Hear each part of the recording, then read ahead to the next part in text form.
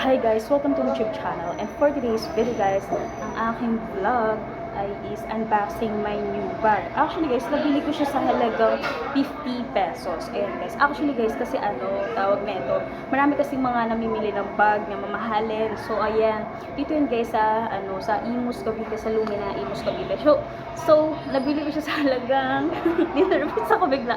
Nabili ko siya sa halagang 50 pesos. So actually guys, kasi yung ibang mga bag na mahal, 'di ba? Actually nag-sale sila sa may Lumina Imus Cavite. So nabili ko siya sa halagang 50 pesos. Ang mura talaga, tapos ang ganda-ganda niya. Ito siya.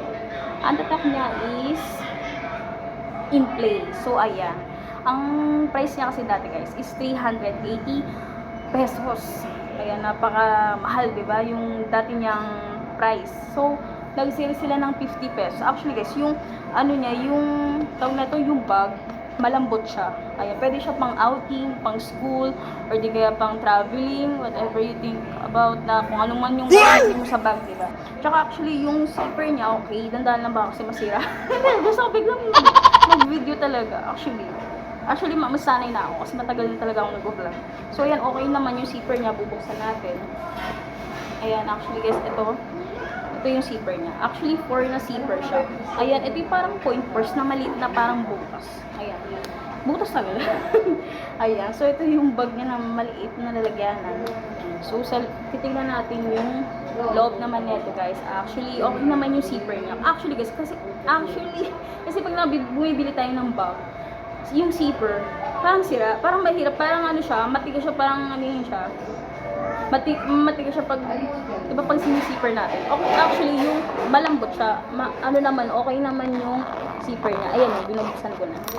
Ayan, so hindi nyo masyadong makita yung brown na in-play yung tatak kasi itim siya. Black and gray yung color ng bag. Ayan. So, ito talaga yung tunay niya price. 380 pesos. Actually, sa nag-sale silang 50 pesos. Ayan. Puti may pera at nakabili ako ng bag. Ang ganda talaga niya. Kasi pwede siyang gamitin pag Ayan. Ayan siya guys. In-play yung tatak niya. Yung kulay brown, yung tatak niya, yung bag.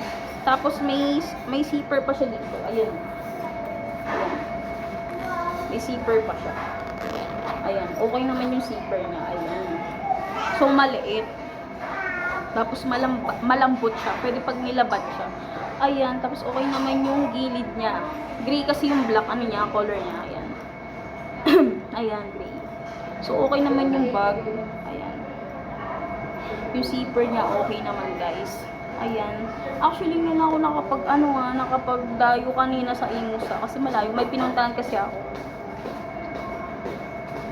Ayan. Binali ko sa dati. Tapos yung likod naman niya, okay naman. Actually, kasi pag bumibili tayo ng mga ukay-ukay na bag, nag-sale sila. Kasi actually, yung parang balat, parang for example, yung sa wallet, diba black yun. Tapos parang kapag siya, tawag yun, parang nagbabakbak siya, parang sinturon. Parang ganun din sa bag, yung gilid niya. So, ayan. Pero hindi naman masyadong nagbakbak eh. Hindi naman, maganda. Tapos, niya talaga, pwede yung pantulog. Dami ko na sinabi. Pwede siyang pantulog, ayan. So, ayan, okay naman yung gilid niya, guys. Ayan. Ayan, ito yung niya, shoulder bag niya, yung tali niya. Okay naman siya, wala naman sira. Ang galing ko pumili ng bag kasi actually pag nakakapili ako ng bag, ang papangit. Yung mga tuklap-tuklap. May mga ganun. Okay naman siya, ayan. Kasi yung tatak niya dito sa gilid, in play. Hindi ko alam anong price na ito sa totoong price.